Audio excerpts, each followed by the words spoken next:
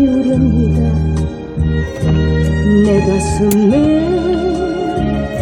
봄은 멀리 있지만 내 사랑꽃이 되고 싶어라.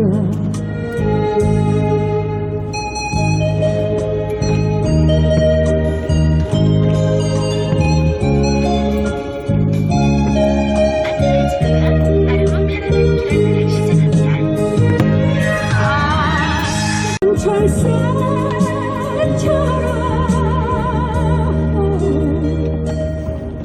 눈물로 쓰여진 그 편지는 눈물로 다시 지우렵니다. 내 가슴에 봄은 멀리 있지만 내 사랑꽃이 되고 싶어라.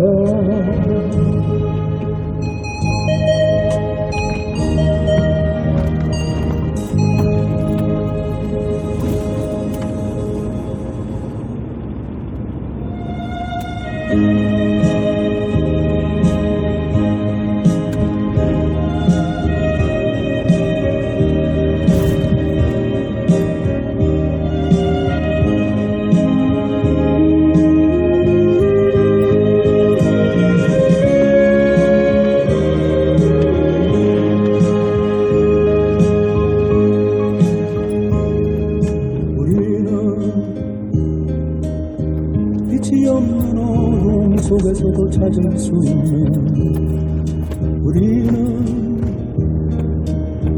아주 작은 몸짓 하나로도 느낄 수 있는 우리는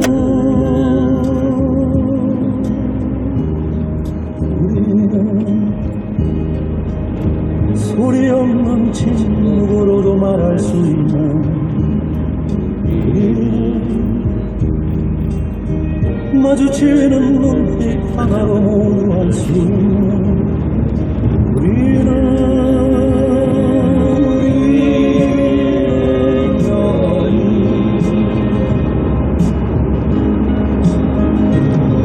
기나긴 낯세로 기다려 우리는 만났다. 선동치는 운명처럼 우리는 만났다. 바로 이 순간 우리는 만났다. 이렇게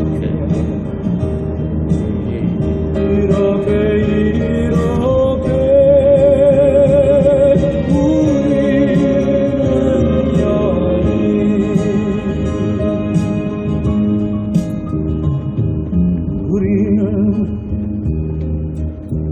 바람 부는 벌 안에서도 외롭지 않아. 우리는 마주 잡은 손끝 하나로 넘어진다. 우리는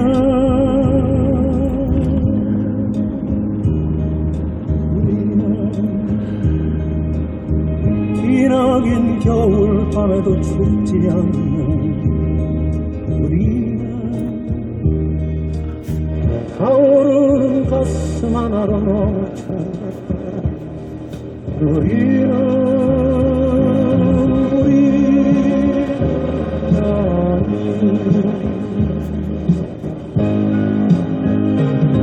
수없이 많은 날들을 우리는 함께 지냈다.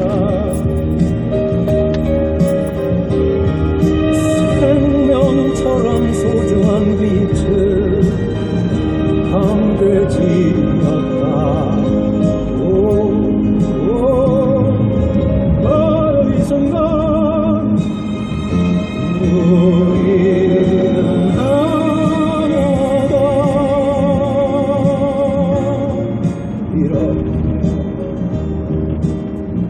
이렇게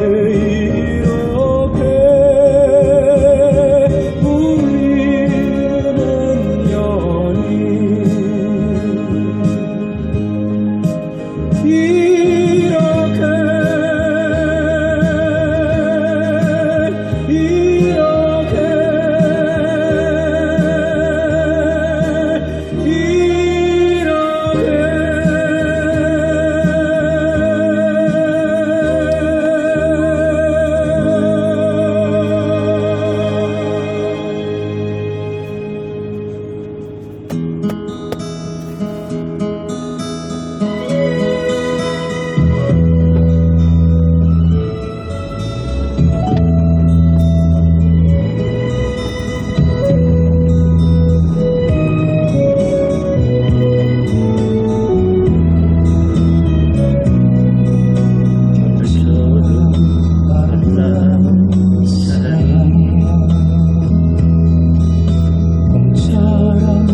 행복했던 사랑이야 마음을 두고 가는 바람처럼 기약 없이 멀어져간 내 사랑아 한 송이 꽃으로 피어나지 않는 사랑의 꽃으로 다시 한번 내 가슴에 돌아오라 사랑이여 내 사랑아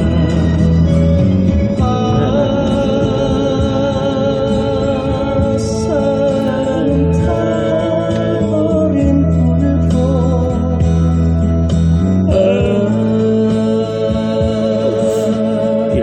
사랑은 한 줄기 바람인 것을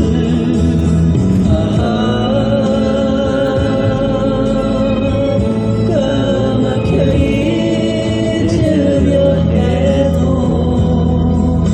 왜 난 너를 잊지 못하나 내 사랑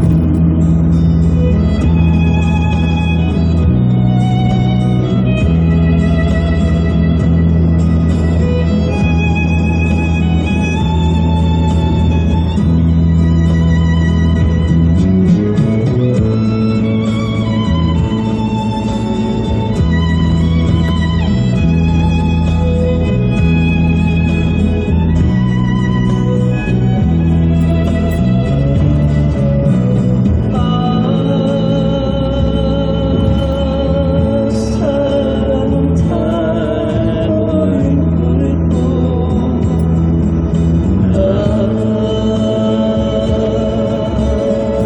사랑은 한 줄기 바람인 것을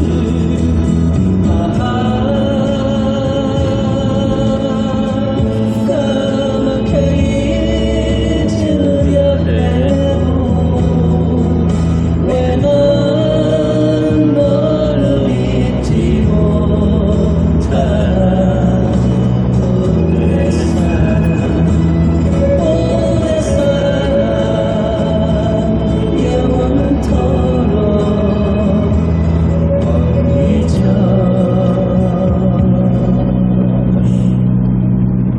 먼 잊어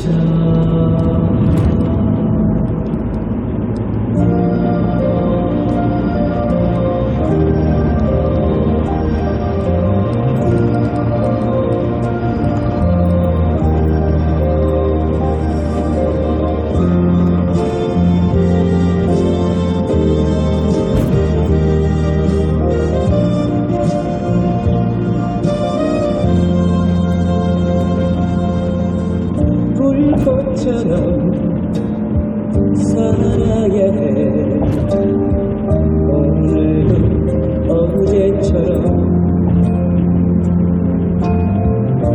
저들 밤에 불빛처럼 우리 쓰러지지 말아야 해 모르는 사람들을 아끼고 사랑하며 행여나 돌아서서 우리 미워하지 말아야 해 하늘이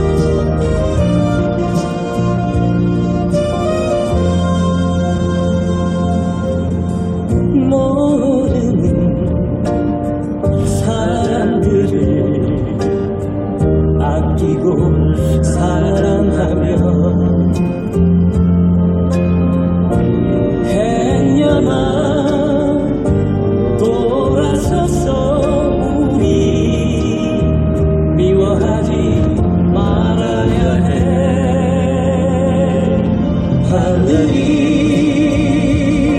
내 이름을 부르는 그날까지 숨하고 아름답게 오늘을 살아야 해. 정열과 욕망 속에 지쳐버린 맑은 내야 하늘을 마시는 하초에 꿈을하오. 가수로 노래하는 하초에 뜻을하오. 가수로 노래하는 하초에 뜻을하오.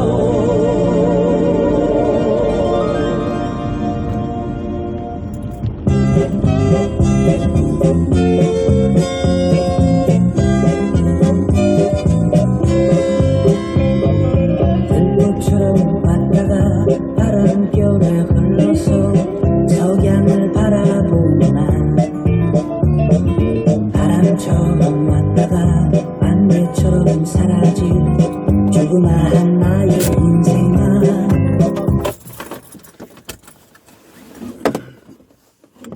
이란 표현까지 쓰지 않았습니까? 그렇습니다. 안철수 지금 의원의 경우에는 네. 이상민 행안부 장관, 윤희근 경찰청장을 다 지금 파면해야 된다라는 네. 거에 더해서 예. 특히 이 부분 경찰이 사실상의 사찰을 통해서 지금 시민단체들의 이런 뭐 동향이나 이런 것들을 파악한 것이 매우 부적절하다라고 지금 지적을 하고 있습니다. 예. 국민의힘 내에서도 이런 지적이 나오는 건데, 근데 이걸 보면서 참 경찰 안 바뀐다 그 생각했습니다. 저는 이게 전형적으로 그 정보 경찰이 네. 세상을 보는 방식이거든요. 누가 무슨 얘기를 하면은 저 말을 왜 하지 하면서 뭔가 불순한 의도가 있는 거 아닌가라고 먼저 이 생각을 시작하는 그런 집단이에요. 사실 정보 경찰이 제가 볼 때는. 예. 그래서 지금 정보 경찰, 그러니까 경찰이 이 문건을 작성하는 데 있어서 어떤 수단을 통해서 이 단체라든가 또 뭐 이런 동향이나 이런 것들을 어떤 수단을 통해서 파악했느냐, 저는 상당히 궁금합니다. 아하. 예를 들면은 발표된 성명 내용이라든지 네. 또는 어떤 사람이 뭐 어딘가에 뭐 인터넷에 글을 쓴 내용이라든지 공개적으로. 네. 네. 이런 거를 취합해서 판단한 거다라고 하면은 그 판단한 내용을 보고서에다가 이렇게 뭐 정권 퇴진을 준비할 것이다 이렇게 썼다는 거는 그거는 시각의 문제인 거죠. 왜냐하면 네. 이 단체들이 지금 윤석열 대통령의 퇴진을 우리가 준비하고 있다. 뭐 퇴진을 요구하면서 우리가 앞으로 투쟁을 해나갈 것이다. 이런 공개적인 성명 낸 단체 없거든요, 지금. 네, 그렇죠. 그런데- 그런데 뭐 언론에 크게 났겠죠. 그렇죠. 네. 그런데 그게 아니고 어떤 문제 제기를 하고 있다. 네. 라는 걸 가지고 막 과대 포장해가지고 이런 보고서를 쓴 거라고 하면 아하. 그게 전형적인 그 정보경찰이 아주 잘못된 시각이라는 겁니다. 예를 들어서 네. 지금 이제 여기 보면은 이번에 이 참사 피해자들이 네. 성별로 구분할 건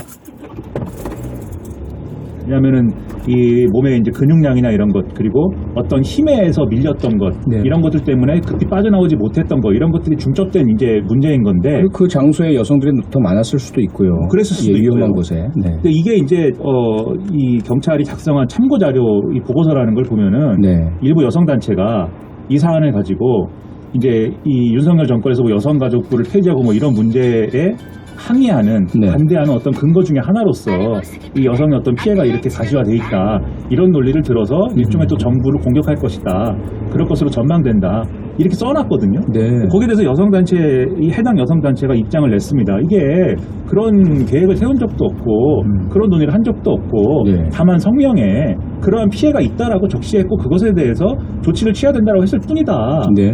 그러니까 그냥 성명에 이번에 여성 피해자가 많았기 때문에, 그것이 참 가슴 아프다라고 쓰면, 정보경찰의 눈에는, 이걸 활용해가지고 반정부 투쟁을 하겠다는 거구나.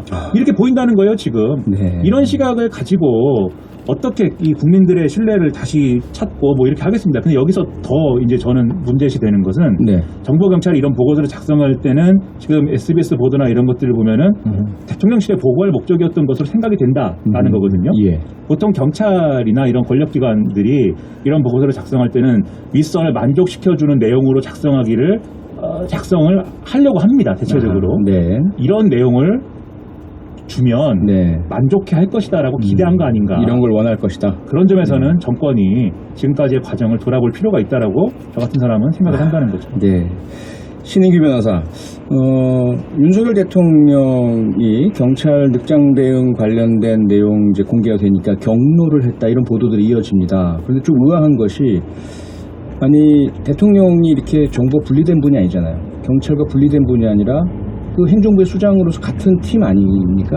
근데 경로를 한다는 게 저를 좀 의아한데 오히려 국민들께서 경로하시고 대통령은 사과하고 죄송합니다 해야 될 게 아닌가 싶은데 어떻게 생각하세요? 지금 참 이렇게 313명의 사상자를 낸 정말 어처구니 없는 사고 앞에서 저는 국가의 책임이 명백하게 있다 저는 이렇게 보거든요. 근데 네. 거기에 대해서 정부에서 책임 있는 당국자들은 그 어느 한 명도 내 탓이라고 얘기하는 사람 없습니다. 저는 그게 가장 큰 문제라고 보고요. 네. 이게 저는 검사 출신들의 한계라고 보는데 항상 누구를 수사하고 상대방의 책임을 물리던 역할 아니었습니까? 그러니까 네 탓이요. 어이에 내 탓이요를 하던 분들이 습관이 되다 보니까 지금 정치권에서는 내 탓이요 할 때 아이를 쓰는 내 탓이요를 해야 되는데 이게 전환이 안 되는 거 아니냐. 그러면서 구구절절이 변명 같은 거 나오는 것도 들어보면은 행안부 장관도 뭐 법적 근거가 없다. 처음에는 주체가 누구냐 막 이런 얘기로 가면서 어떻게든 정부 책임을 줄여보려고 했거든요. 지금도 뭐 희생자로 쓰면 안 된다. 사망자로 썼다가 뭐 사망자니 뭐니 이런 식으로 참사니 뭐 이런 그 단어 용어에 대해서까지도 참사가 아니라 사고로 써야 된다.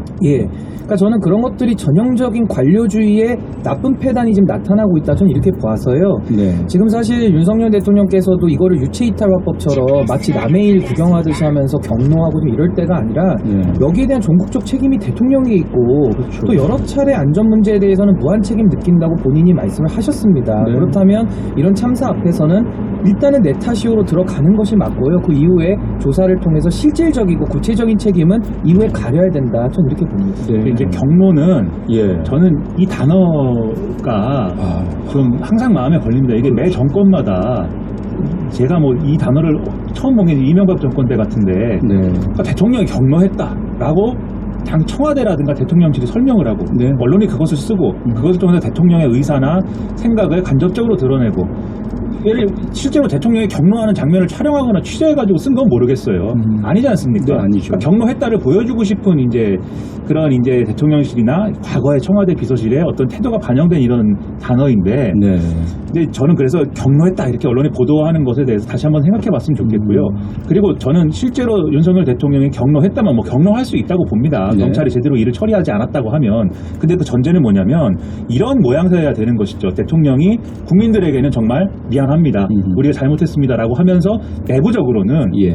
잘했어야 되는 거 아니냐라고 하면서 호통치고 정말 경찰청장이 오금이 저릴 정도로 이렇게 잘못을 이렇게 추궁을 했다. 이런 거라고 하면 국민들이 아 그래 화낼 만해 이렇게 생각을 할 거예요. 네. 근데 지금 사과나 이런 것들은 대국민 담화나 이런 내용에서도 대통령의 사과는 없었던 것이고 그리고 자꾸 이 사과 안 하냐고 물어보니까 네. 지금 대통령실이 이 돌아가신 분의 빈소를 찾아가서 이 유족에게 죄송하다라고 말씀했다. 라는 이제 어떤 브리핑을 했는데, 네. 그러니까 이런 방식이 아니라 어떤 국민들을 향한 어떤 사과의 메시지나 이런 것들을 기대하는 거 아닙니까? 그러니까 그렇죠. 저는 기다리고 있습니다. 조만간 대통령이 대국민 사과를 할 것이다라고 저는 기다리고 있으니 좀 실제로 그 메시지가 나왔으면 좋겠습니다. 기다리는 분이 김민하 평론가만은 아닌 것 같고요. 지금 많은 청취자들께서 계속 대통령은 사과 안 하나요? 라는 그 문자와 댓글 계속 보내주고 계십니다. 지금 물론 이제 아직까지 여당에서는 조사 결과가 나오지 않았다. 그 수습할 단계다라는 말씀들을 많이 하고 있지만 당장 워낙 많은 국민을 분노케 하는 말씀들을 하시다 보니까 한덕수 총리나 이상민 행안부 장관 또 뭐 용산구청장 이런 분들은 빨리 일단 먼저 물러나야 되지 않느냐라는 이야기들이 많이 나오고 있거든요. 신인기 변호사 어떻게 생각하세요? 저는 이번 사안에서 직접적인 책임을 져야 되는 사람 저는 한 두 사람 정도라고 보고요. 예. 그분들이 누구냐면 용산구청장입니다. 예. 그리고 경찰청장이죠. 그러니까 이분들은 왜 책임이 있냐면은 용산구청장 같은 경우는 용산에서 이루어진 일이고요. 모니터링하면서 여기에 대한 적법한, 그러니까 주체자가 없다 그러면 오히려 더 용산구청에서 이분은 책임 있게 행동을 했었어야 되는데 네. 너무나도 무사 안일했다. 그리고 경찰의 경우 경우에도 뭐 어떤 이유인지는 더 밝혀져야겠습니다만은 경찰이 경비 업무에 그 소관을 갖고 있거든요. 업무 권한을 갖고 있는데 경비에 실패했어요. 그 질서 유지에도 실패한 겁니다. 여기에 대해 책임을 지셔야 될 것 같고, 네. 저는 이상민 장관과 한덕수 총리는 그 이후에 나타난 인식을 보면서 저는 더 이상 국정을 맡길 능력도 자격도 없다고 저는 보는 것이, 뭐 이상민 장관도 이렇게 얘기하더라고요. 경찰이 만약에 갔었어도 이 사고는 못 막았다라고 단정적으로 얘기하시는데, 그러니까요. 저는 그게 어떤 근거에서 나온 얘기인지 잘 모르겠고요. 만에 하나 경찰까지도 갈 것도 없습니다. 그냥 민간 자율 무슨 방범대나 자원봉사자들만 그 앞에 10명만 서 있었어도요. 안전관리요원. 예, 안전관리요원만 서 있었어도 전 이 사고는 막을 수 있었다고 보거든요. 그렇죠. 근데 그 인식을 한덕수 총리도 똑같이 나와서 반복을 하시더라고요. 그럼 이런 총리와 이런 장관에게 대한민국의 안전을 맡길 수 있겠습니까? 저는 굉장히 심각하다고 보고, 네. 뭐 용산구청장이나 경찰청장은 직접적 책임이라면 이 두 분은 정무적인 책임을 같이 져야 된다. 저는 이렇게 봅니다. 네. 한덕수 총리 말씀 주셨지만 외신 브리핑 내용 뭐 농담하고 웃고 이런 것들도 정말 이상하긴 하지만 말씀 내용 중에도 보면요. 10만 명 모여도 이념 차이가 없다면 리스크가 없다고 봤다. 항구 인파 관리는 주체자가 없을 때 현실적 제도적 개선점이 있다. 김이나 평론가 어떻게 들으셨어요? 경찰도 그렇고 이상민 행안부 장관도 그렇고 한덕수 총리도 그렇고 이 상황을, 이 할로윈 때문에 사람들이 많이 모여있는 이 상황을 어떤 이 군중 관리를 해야 될 대상으로 보지 않고 그냥 술을 먹으려고 사람들이 많이 모였다, 그냥 이런 생각인 거예요. 지금 이런 태도로 접근을 하는 거예요. 그러니까 사람들이 술 먹으러 어떤 지역에 많이 모였는데 거기에 대해서 정부가, 경찰이 무엇을 통제합니까? 뭐 이런 태도거든요. 이게 지금 외신 기자들한테 그 얘기를 한 거죠 지금. 근데 이게 결국은 이렇게 157명의 사망자가 나온 그런 참사 이후에 그 내용을 설명하는 자리 아닙니까? 그렇죠. 그 자리에서까지 이렇게 얘기하면은 어떡합니까? 이것은 우리가 잘못했다, 우리가 아니했다, 우리가 무엇에 대해서 아니했는지를 돌아보고 대안을 하루빨리 마련하려고 한다, 이런 설명을 해야지. 그렇죠. 이게, 이 정권은, 제가 이렇게 얘기하면 좀 이상하지만 한국 언론보다 외신을 더 중요시하는 정권처럼 느껴질 때가 있는데 외신 브리핑에서도까지 이렇게 얘기하면 어떡합니까? 저는 한덕수 총리가 아주 잘못했다고 생각합니다. 네, 오늘 여기까지 하겠습니다. 지금까지 신인규 변호사, 김민하 평론가였습니다. 두 분 수고 많으셨습니다. 고맙습니다. 감사합니다. 고맙습니다.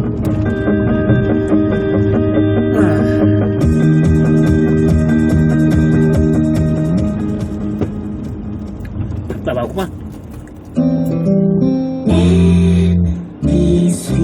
답답하구만. 동탄 테크노밸리에 찾아오는 힐스테이트 동탄 르센텀은 얼마나 좋을까? SRT 동탄역과 숲과 호수가 가까운 힐링 인프라는 물론 대기업 배우 수요까지 풍부하게. 힐스테이트 동탄 르센텀. 견본주택 개관 중 1833-3008 현대엔지니어링. 디지털 미디어 시티역 4번 출구 바로 앞 프리미엄 민간임대 아파트. 6호선, 경의선, 공항철도, 멀티완승 역세권, 예정된 롯데몰과 선영해숲 등 압도적인 생활 인프라. 내 집처럼 오래 사는 프리미엄 민간임대 아파트. 힐스테이트 DMC역 11월 오픈 예정. 02-375-5600 현대건설. 양주에 특별한 변화가 시작됩니다. 서울이 가까운 1호선 양주역, 계획된 양주 역세권 개발과 양주 테크노밸리, 대단지 브랜드 프리미엄의 조정 대상 지역 해제의 수익까지. 12월 양주역 푸르지오 센터파크에서 만나보세요. 1599-3040 대우건설. 7호선 중화역과 중랑전합 1055세대 브랜드 대단지로 내 집 마련의 꿈에서 랜드마크의 삶으로. 변화의 중심을 넘어 내 삶의 자부심이 되다.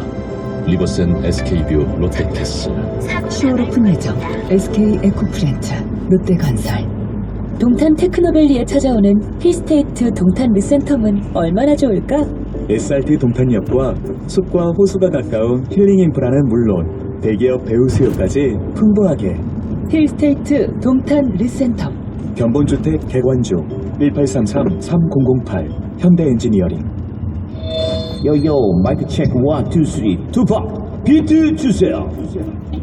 할아버지 할머니 대가마님 도령망자 모두 여기 모여 시를 지금 지어 우리 땅이든 통이든 중요하진 않아 함께하고 있다는 것뿐자가 아니니까. 궁금한 건 지금 여기 영진이 진행하면 소름이가 켜고 있구나. 국내 최초 욕바지 DJ 연마와 점마 여러분과 함께해 2시 만세. 이 노래는 투팍 우리는 투팍. 매일 오후 2시 5분 박진영 박영진의 2시 만세. 지금 시각은 6시 30분입니다.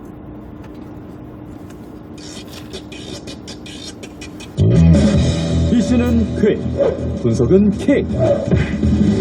여러분은 지금 빠르고 날카로운 시사 프로그램 조창훈의 뉴스 아이킥과 함께하고 계십니다.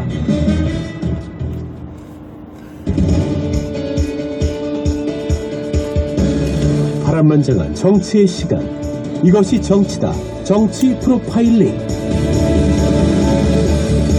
네, 정치권의 뜨거운 이슈를 진단하는 시간. 오늘은 이현주 전 국민의힘 의원과 함께합니다. 의원님 어서 오십시오. 네, 안녕하세요. 네, 이현주 의원님은 이태원 참사 바로 직후부터 SNS에 희생자 애도하시고요. 그 다음에 정치인으로서 부끄럽다, 또 미안하다는 사과의 뜻을 밝히셨습니다. 바로 초기에요. 어떻습니까? 들여다보셨을 텐데 참사 발생 나흘째가 돼서야 이상민 행안부 장관, 윤희근 경찰청장, 오세훈 서울시장 잇따라 사과하던데요. 초기부터 그냥 의원님 같은 그런 말씀과 사과했으면 얼마나 좋았을까요? 그러니까 저는 좀 사실 너무 이해도 안 되고 예. 굉장히 이제 화가 많이 났어요. 왜냐하면 이제 저도 아이를 키우는 엄마로서 네. 그날 밤에 그걸 보고 도저히 믿을 수가 없었고 네.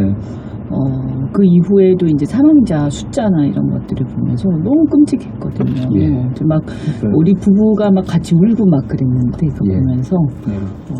남일 같지 않죠. 근데 그런 어쨌든 간에 이렇게 일단 공직자로서 네.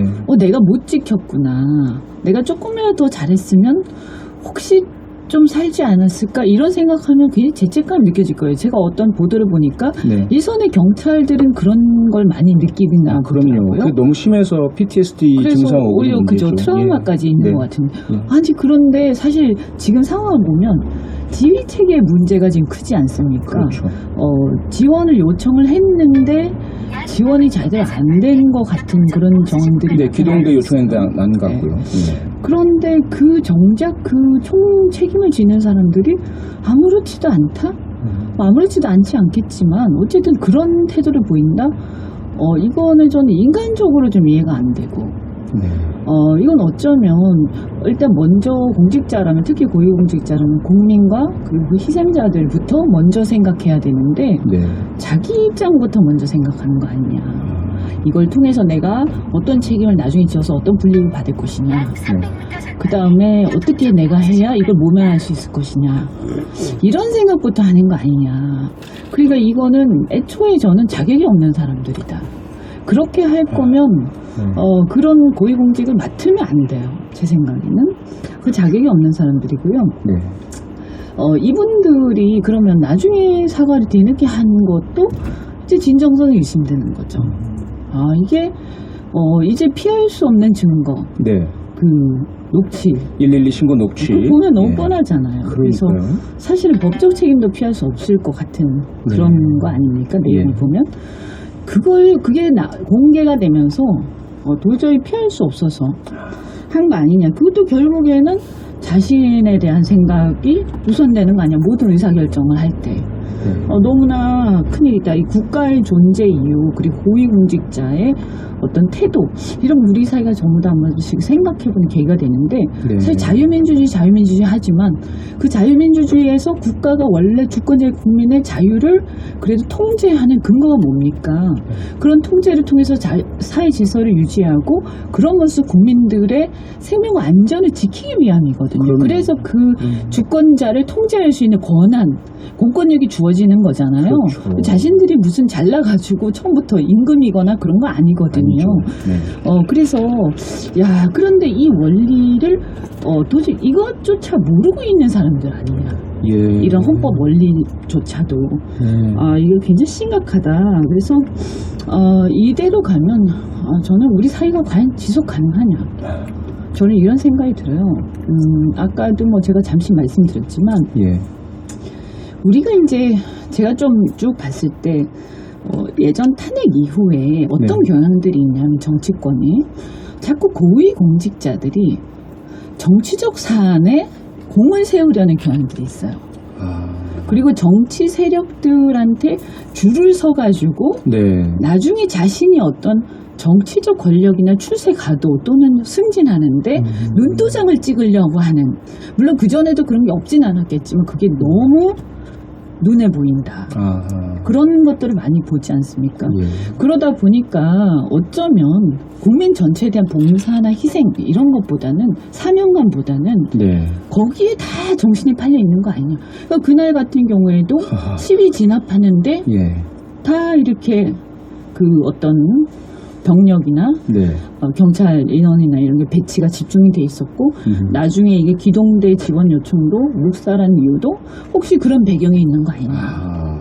광화문 쪽에 다 집중돼 있었던 그런 말씀이신 거죠? 그렇죠. 그렇다 하더라도 사실 이런 요청이 오면 네. 이게 훨씬 중요하잖아요. 그럼요. 그러면 좀 빼가지고 글로 돌리든가. 네. 사실은 그 전에 이미 이런 축제가 10만 명 인파가 올 수 있다라고 했으면 여기에 훨씬 더 많은 비중을 더 썼어야 되는 거죠. 그러니까요. 지휘부에서.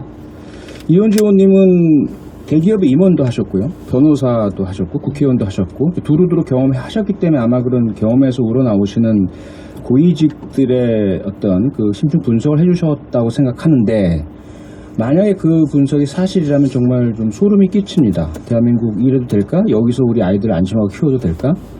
이거 좀 나아져야 되지 않겠습니까? 바뀌어야 되지 않습니까? 그러니까요. 저는 저희 아이들을 위해서라도 우리 아이들을 위해서라도 이대로 둘 수는 없어요. 그래서 철저하게 진상규명하고 책임 묻고 이게 그냥 애도하고 별개가 아니에요. 이거 아주 냉정하게 해야 된다고 보고요. 앞으로 어떻게 할 건지 저는 정말 우리 사회가 슬퍼하는 것 못지않게 아주 냉철하게 지금 이 현상 고위공직자들이 왜 자꾸 공명심에만 불타고 국민에 대한 봉사자로서의 어떤 사명감은 자꾸 도외시되느냐. 이렇게 지나치게 정치 권력 투쟁에 동원되고 거기에 줄을 서는 이 구조는 뭐냐. 이걸 바꾸지 않으면요. 저는 우리 사회는 지속 가능하지 않고 똑같은 일이 계속 반복될 거다 이렇게 봅니다.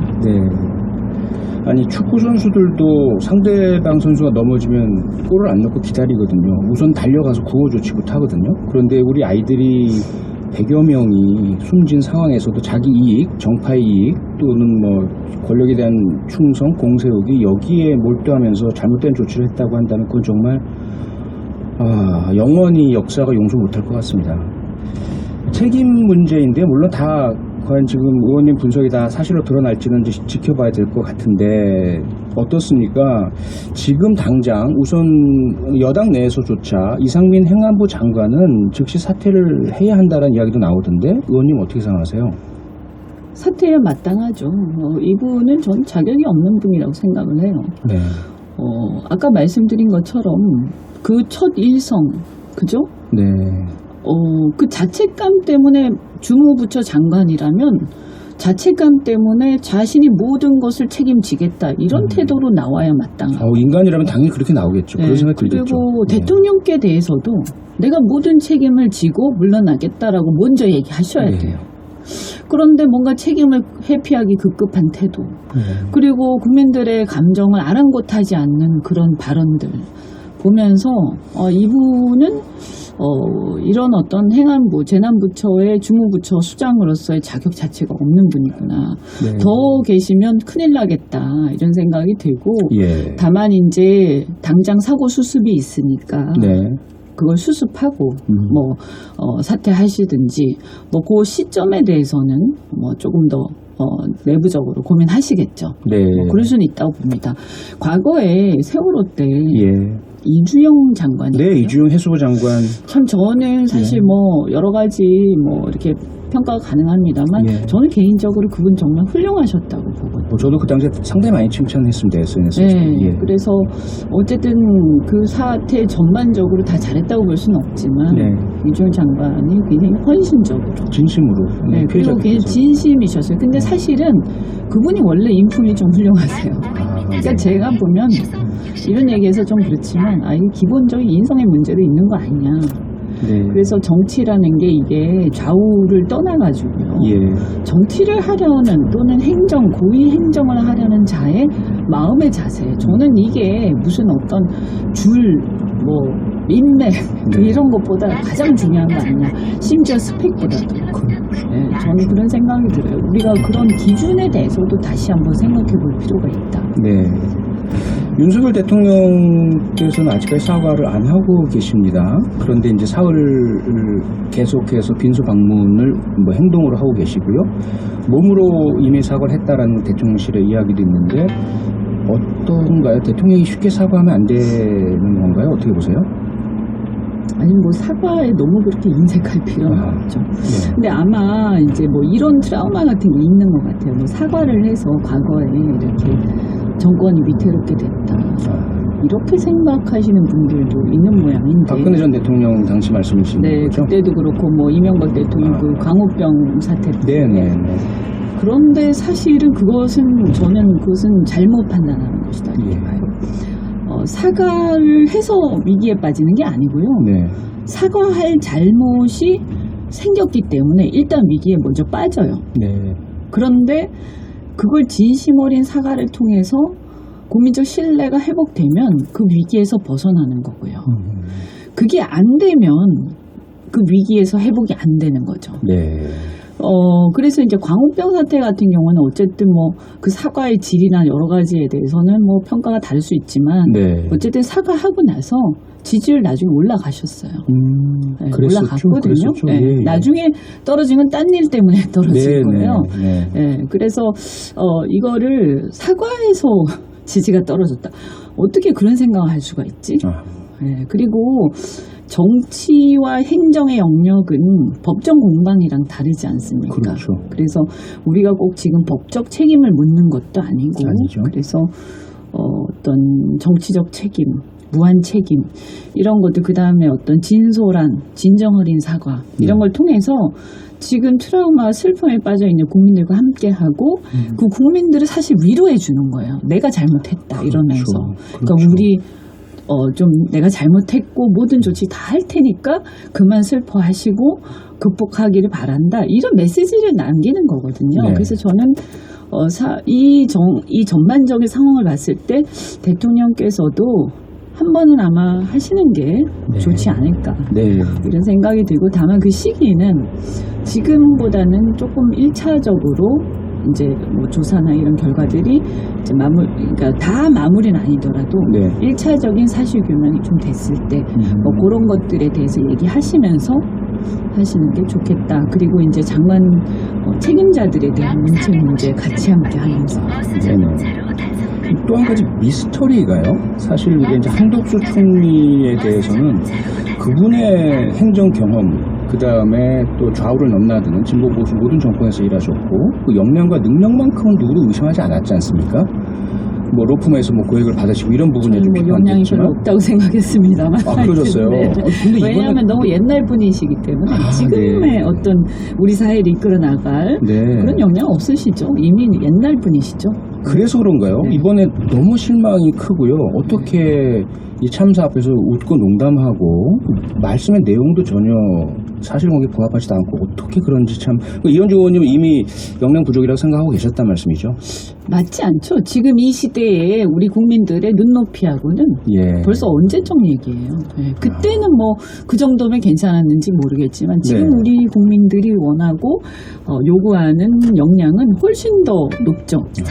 그리고 우리 사회가 이미 선진국이 됐고요. 그리고 그 선진국에 맞는 또 총리라는 게 있죠. 2022년에 맞는 총리. 그죠?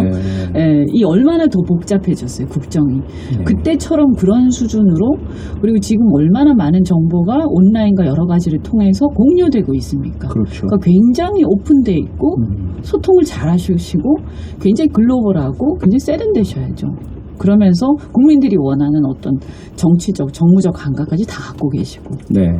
그래서 저는 이번에 10대, 20대 분들이 많이 이렇게 돌아가시고 이런 것들을 보면서도 그 헬로윈 파티에 대해서 폄하하시는 분들 계시잖아요. 일부. 그 축제에 대해서.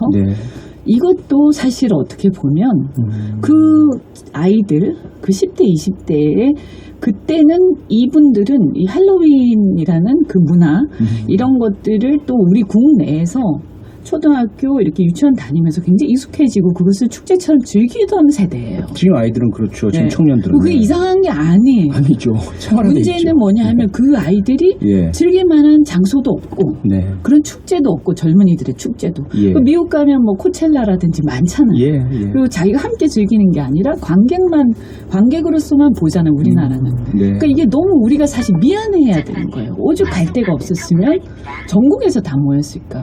그러니까 이런 것들도 그 과거의 후진국적 경험에 익숙한 세대와 네. 지금의 어떤 이 젊은 친구들이 요구하는 것들이 달라요, 기준이. 그렇죠. 그래서 저는 그 총리에 대한 부분도 네. 그런 의미에서 감수성이 현저히 떨어집니다.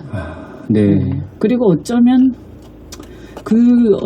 뭐 나이 차이라고 생각할지 아니면 이 어떤 공감 능력 네. 이런 것도 굉장히 문제가 있으시구나 이런 생각이 들어요. 어떻게 그렇게 농담을 하시는지. 네. 그리고 왜 외신에 대해서는 그렇게 친절하게 다 소통하시면서 참 아직도 좀 네. 사대주의적인 생각하고 계시는 거 아니냐. 네. 알겠습니다. 네, 오늘 이원주 의원님과 이태원 참사 관련된 얘기 나눴지만 어찌 보면 우리 대한민국 전체 또 정치권 고위공직에 대한 커다란 개혁과 변혁의 필요성 느끼지 않았나 싶습니다. 오늘 말씀 고맙습니다. 네, 고맙습니다. 네, 지금까지 이원주 전 국민의힘 의원이었습니다. 여러분은 지금 세상을 한인제약 당신의 집은 어디까지인가요? 포레나 평택 화양에선 세도시 화양지구의 중심 생활권까지 집이다. 초품화로 완성된 교육 인프라까지 집이다. 이것이 포레나 평택 화양이 생각하는 가장 상식적인 프리미엄. 포레나 평택 화양 031-309-0995 한화건설. 일하는 당신이 행복하고 정직한 기업이 성장할 수 있는 세상. 지벤이 함께합니다. 열심히 일하는 사람과 기업을 위해 지벤은 세상에서 가장 아름다운 옷을 만들겠습니다. 대한민국 컴퍼니웨어 지벤.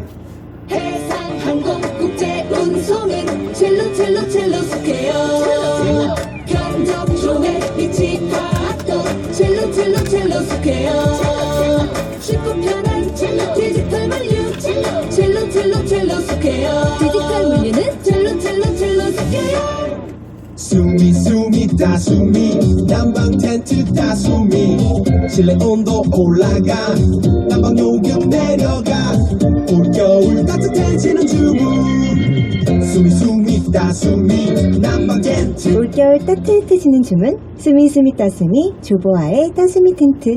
안보현 씨 무슨 생각해? 아, 네. 퇴근 생각합니다. 당당함이 스타일 브레누드. 팀장님은 무슨 생각하세요? 난 퇴사 생각. 아, 오. 팀장님도 당당하게 브레누드. 월급 들어왔네요? 오, 빨리 일하러 가자.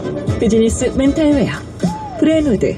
안녕하세요, 전현무입니다. 치질엔 먹는 약 치센 얼마나 좋은지 들어볼까요? 애 낳고 치질로 고생했는데 이제 편안해요. 오래 운전해도 가뿐합니다. 먹고 나서 정말 좋아졌어요. 디오스민 성분으로 혈관을 튼튼하게 치센 캡슐. 아셨죠? 치질 키우지 말고 먹는 약 치센 약국이 있습니다. 동국제약. 기사님이 좋아하는 우티 택시 우티 배차가 자유로운 우티 택시 우티 기사님들 부자 되는 우티 택시 가맹 수수료 제로 호출료 100% 지급. 검색창에 우티 기사 모집을 검색하세요. 2022년 9월 1일부터 12월 31일까지 가맹 택시 운행권에 대해 혜택을 제공합니다. 잠시 후 8시 5분 지친 하루에 음악이 주는 쉼표 원더풀 라디오 김현철입니다가 방송됩니다. 좀 이따 만나요. 그럴까? 지금 무엇보다 필요한 것은 피해자와 가족의 상처와 고통에 공감하려는 노력일 겁니다. 그 마음을 담아 진상규명과 책임자에 대한 처벌 그리고 재발 방지책을 마련해야죠. 정부와 정치권이 이것만 잘 해준다면 피해 가족들의 치유와 회복이 시작될 수 있고 대다수 시민들은 마음의 짐과 부담을 덜고 생업과 생활을 이어나갈 수 있을 것입니다. 정부 고위직과 여야 정치권이 제대로 못하면 일반 시민은 나라도 무엇이든 해야 한다는 부담을 느낍니다. 생업과 생활 등 일상을 이어나가는 것이 미안해집니다. 정부 고위직과 여야 정치인들 부디 신중하고 차분하게 살피고 확인한 뒤 꼭 필요한 언행과 조치를 해 주시기 바랍니다. 진실을 감추고 적당한 희생양 찾아서 책임 전가해서 무마하려고 하지 마시고 무리한 정쟁도 삼가 주시길 부탁드립니다. 그래서 부디 피해자와 가족들이 안정을 찾고 치유를 시작할 수 있도록 도와주시길 부탁드립니다. 피해자 및 가족들과 공감하는 우리 시민들이 천천히 일상으로 돌아갈 수 있도록 도와주시길 간곡히 호소드립니다. 싸이 기댈 꽃 들으면서 마치겠습니다. 내일 오후